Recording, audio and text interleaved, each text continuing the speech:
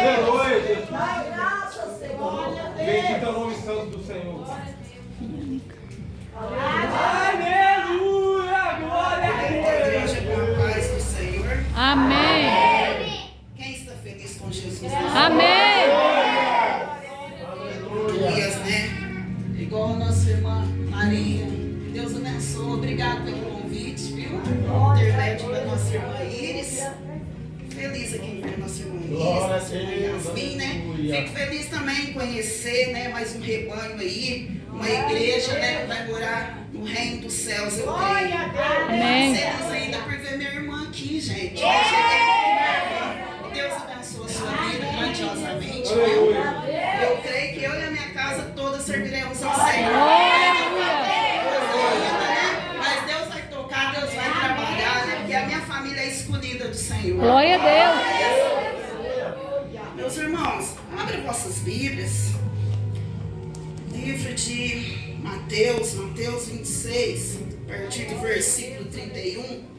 Oh, Deus, glorioso. Aleluia. Eu creio que a presença do Senhor está grande nessa casa. A partir do momento que eu senti aqui o coração começou a apertar e apertar, sabe aquela sensação assim, você fala, não sei se é vergonha, não sei se é medo, aí você lembra a presença do Espírito Santo, que ela vai chegando para perto, porque Deus trabalha em lugares simples, em coisas pequenas, é isso que Deus trabalha. E quem chega aqui e não consegue sentir a presença do Espírito Santo é porque está com o pensamento lá fora. Ele não vai ligar pro culto, ele ficou lá fora. O corpo entrou na mente lá fora. Eu já cheguei, já recebendo a obra do Senhor nessa noite. Eu creio. Pega na mão do seu irmão. E essa irmã linda, esse irmão é abençoado que está aí do seu lado. Cutuca ele aí e fala: nessa noite, tem uma coisa grande na minha vida, na sua, ali nesse culto. Sabe por quê? Porque quando nós estávamos no culto lá fora, nós bebíamos, nós dançávamos, nós ficávamos até madrugada, e eu canso de falar isso lá na minha igreja. Aí a gente vai para cultuar o Senhor, a gente chega na cadeira e fica que nem um pé de couve. Minha mãe sempre fala isso, nós estacionados que nem um pé de couve. Você não dá um glória, não dá um aleluia e fica de cara feia. Meus irmãos, Deus, Ele não precisa da nossa adoração. É verdade. Lá no céu tem anjos 24 horas dizendo que Ele é santo, Ele é santo, Ele é santo. Você acha que Deus precisa da nossa adoração? A nossa adoração tem que sair de dentro para fora para receber Ele. E a gente chega aqui, irmã Grace, achando que nós estamos fazendo muito e dá um aleluia e dá um glória. Se nós dá glória, o aleluia, e Deus quiser operar, Ele opera. Se nós não dá, Ele também não opera. Mas a Bíblia fala que quanto mais glória nós damos, mais glória Ele manda para nós. Verdade, meu Pai. Aleluia. Sei que não há muito tempo que já tem uma pregadora usada aí por Deus. Mateus 26, a partir do verso 31. Então Jesus lhe disse: Aleluia. todos vós esta noite vos escandalizeis em mim, porque está escrito: ferirei o pastor, e as ovelhas do rebanho e se dispersam. Mas depois eu ressuscitar, irei adiante de vós para Galileia. Mas Pedro respondendo disse: ainda que todos se escandalizem em ti, eu nunca me escandalizei. Disse-lhe Jesus: em verdade te digo que nessa mesma noite, antes que o galo cante, 3 vezes me negará. Disse-lhe Pedro: ainda que me seja mister morrer contigo, não te negarei. E todos os discípulos disseram o mesmo. Meus irmãos, hoje pela tarde, eu pegava a minha Bíblia e Deus me levou sobre esse versículo. A palavra do Senhor vai falar sobre o ministério de Jesus. E eu acho linda essa passagem na Bíblia sobre o Novo Testamento, o ministério de Jesus. A Bíblia vai falar que Jesus começa o seu ministério e ali ele vai escolher dos seus 12 discípulos. E Pedro é um deles. A Bíblia vai falar que Pedro é um homem do coração duro. Pedro é rancoroso, sabe? Aquelas pessoas duras que você fala, você pega a palavra, mas entra aqui e já logo sai. E a Bíblia vai falar que Jesus ele tem um grande carinho por Pedro. Ele conhece o jeito durão dele. E a Bíblia vai falar que Pedro, ele caminha com Jesus. Pedro ele era conhecido ali na cidade de Cafarnaum como pescador, ele entendia do mar. ele pescava, era um pescador muito conhecido. Eu creio que naquela época era um dos melhores ali. Mas Jesus queria algo diferente com Pedro. Jesus queria que ele largasse tudo e começasse a ser pescador de almas. Então a Bíblia vai falar que durante o ministério ali de Jesus, Pedro ele começa a andar com Jesus. E ele começa a ver os milagres de Jesus. Ali mesmo em Mateus 4, vai ser quando ele chama Pedro para a missão dele. A Bíblia vai falar que em Mateus 8, aí Jesus já começa a mostrar para Pedro quem ele é. Ele já entra na casa de Pedro, curando a sogra dele.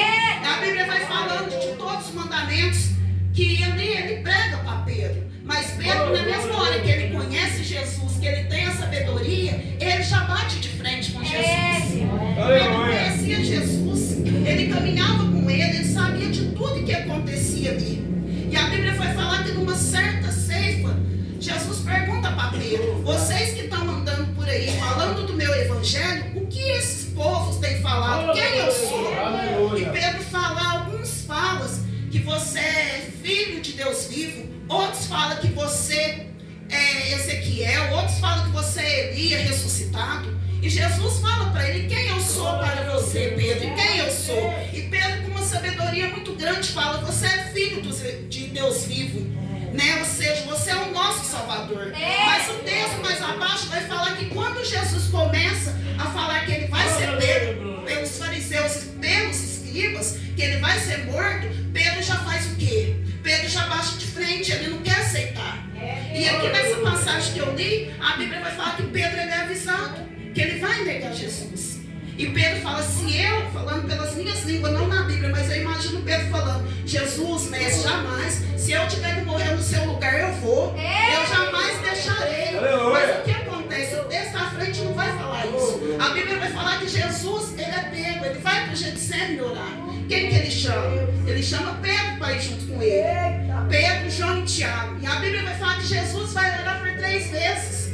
E ele fala: Pedro, ora, vigia, Pedro, vem orar comigo. E quando ele sobe mais adiante que ele volta, Pedro está fazendo o quê? Está dormindo. Não está orando, não está vigiando, não estava jejuando. Mas o mestre estava o quê? A Bíblia fala que Jesus teve as mesmas aflições que nós. Eu creio que Jesus estava na ânsia, já do desespero, sabendo de tudo que ele ia passar. E ele chama Pedro para quê? Para interceder com ele. Sabe por quê, meus irmãos? Tem hora que a gente sozinha, a gente não dá conta. Tem hora que a igreja tem que reunir para orar para a irmã. Tem hora que a igreja tem que reunir para orar para o pastor. Tem hora que você tem que estender a mão pela mocidade, senão ela não vai.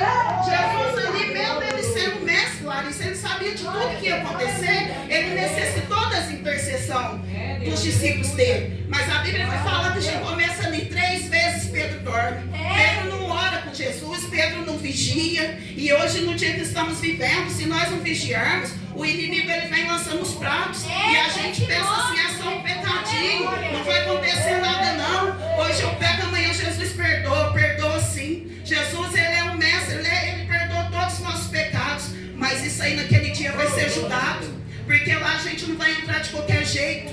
Tudo vai ser posto por uma listagem. E a Bíblia vai falar que Jesus vai para o Getsemane. Pedro, então, ali, ele já nega Jesus ali 3 vezes. A Bíblia vai falar que quando Jesus está no Monte das Oliveiras, que Judas entrega ele na mão dos fariseus, dos escribas, o que Pedro faz? Ele conhecia Jesus, ele já sabia da palavra. Jesus pregava todos os dias. Ele era líder daqueles discípulos ali.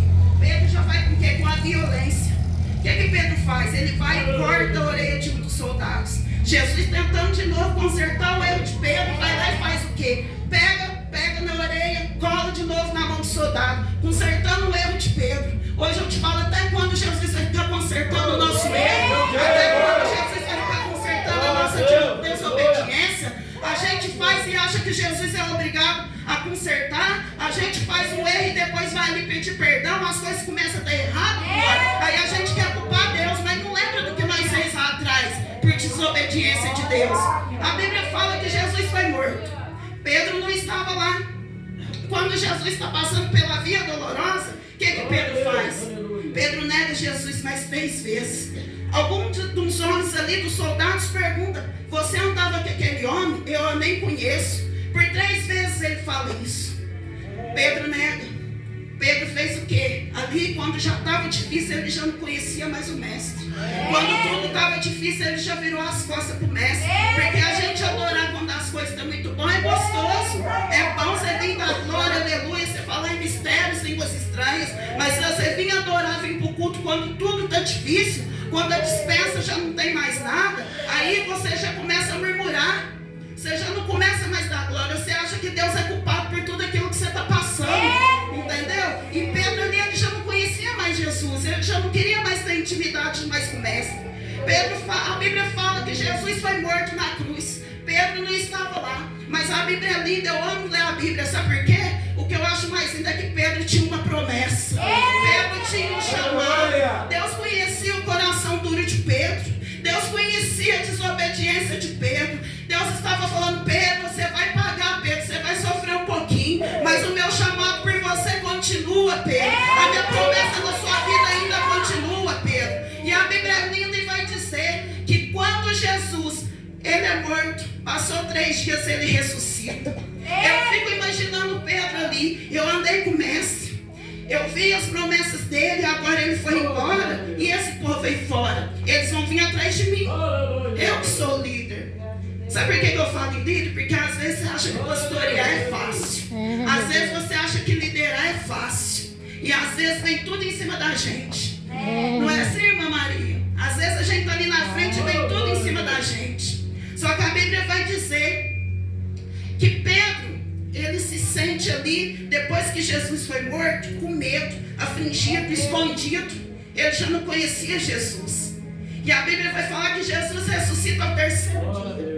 A Bíblia vai dizer que quando ele ressuscita, Maria está indo ao túmulo dele. E ele tem um encontro ali com o anjo, Maria, e ela volta depois ao túmulo para avisar os discípulos. A Bíblia vai falar que Pedro não acredita que o mestre iria voltar. Mas não foi pregado para ele que Jesus ressuscitaria? Foi pregado. Mas ele não acreditou. Aí o que acontece? Como o chamado era na vida de Pedro, Jesus conhecia, era para Jesus falar o quê? Se ele me negou, eu também vou negar ele. Se ele não quer a promessa, deixa de lado. Se ele é escolhido, não quer fazer, eu também não quero compromisso com ele. Mas a Bíblia vai falar que aquele que tem promessa, seja arrastando, ele volta. Ele vem fazer o chamado dele. Não tem para onde correr. Deus aperta dali, Deus torce daqui, mas um dia ele volta. E o que eu acho lindo na Bíblia, sabe o que eu acho mais lindo na Bíblia? É que Jesus, quando ele ressuscita, o que acontece? Ele encontra com Maria e fala para Maria: avisa Pedro que eu quero um encontro com ele na Galileia. Avisa Pedro que ele é meu escolhido e que eu não esqueci dele. Deus está falando com alguém nessa noite. Você é escolhido, você tem promessa. Jesus não esqueceu de você. Era para Jesus ter negado Pedro naquela hora, mas ele era o escolhido. Deus já conhecia Deus no momento que ele chamou Pedro para fazer a obra. Ele conhecia o coração de Pedro. Ele sabia que Pedro ia errar. Ele sabia, irmã Ana Lúcia, que Pedro ia pecar. Ele sabia que ia ter hora que Pedro ia desanimar. Ele sabia que ia ter hora que Pedro ia ter medo. Ele sabia das aflições de Pedro. Mas quando ele ressuscita, ele fala: Pedro, te espero na Galileia. Te espero lá, porque o meu compromisso com você não para por aí. E a Bíblia continua, meus irmãos. No livro de Atos, vai falar que Pedro, a primeira vez que ele prega, 3.000 almas se rendem ao reino dos céus. 3.000 almas. Meus irmãos, eu não vou estender muito, porque as horas se alteram. Mas Deus, ele tem promessa na vida de alguém. Ele tem chamado na vida de alguém. Nós pode até desanimar, mas ele não desanima de